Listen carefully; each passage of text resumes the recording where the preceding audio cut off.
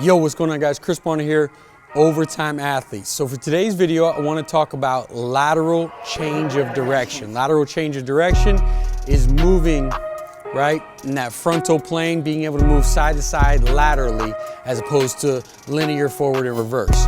And what I want to address is basically how to progress to true agility onto transferring over to the field or competition. A lot of times guys want to get into these fancy agility drills. Sometimes you see in my videos, you see I'll add some kind of reactionary component. But at the end of the day, what I want you guys to understand is we're trying to progress the athlete from the lowest level, progress them to change of direction, and then adding true agility drills. True agility drills is change of direction paired with a reaction component. So it's changing direction mixed with some form of a stimulation of a stimulus of I have to react to a sound, I have to react to something I see, or in a game-like situation where you're reacting to the play.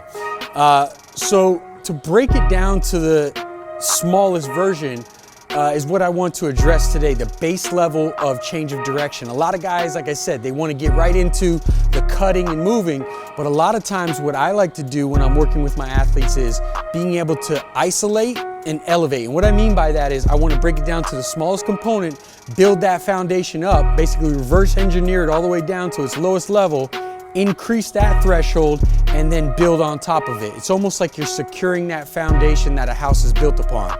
So what I want to do is I want to give you a series of exercises that are going to support that. The first ones that we're going to go over are going to be across the ankle, and that's inversion and eversion of the ankle, being able to move laterally and be able to support that in a low level manner. So the way we'll do that is we'll do a series of pogo jumps. We can go pogo jumps lateral, 5 yards down, 5 yards back, or any distance that you choose. You can also go lateral line hops. You could go double bilateral with both feet, or you can go single leg and progress to a little bit more advanced, obviously, and a little bit tougher on that single leg. From there, what we want to do is build up the chain to the suspension, which is the hips, right? So then what we want to do to be able to increase change of direction, lateral change of direction, is basically work hip abduction and adduction, right? So we want to work the outside and the inside of the leg. So we're going to do drills such as basic plyometrics to be able to support hip abduction and adduction. Then from there, what we want to do to increase movement proficiency is once we've addressed those low-level plyometrics, now we want to start progressing the athlete to doing small change of direction in the lateral plane. From there, we'll increase to true agility, which is adding the reactionary component. So again, the big thing that we want to focus on here is build that foundation first.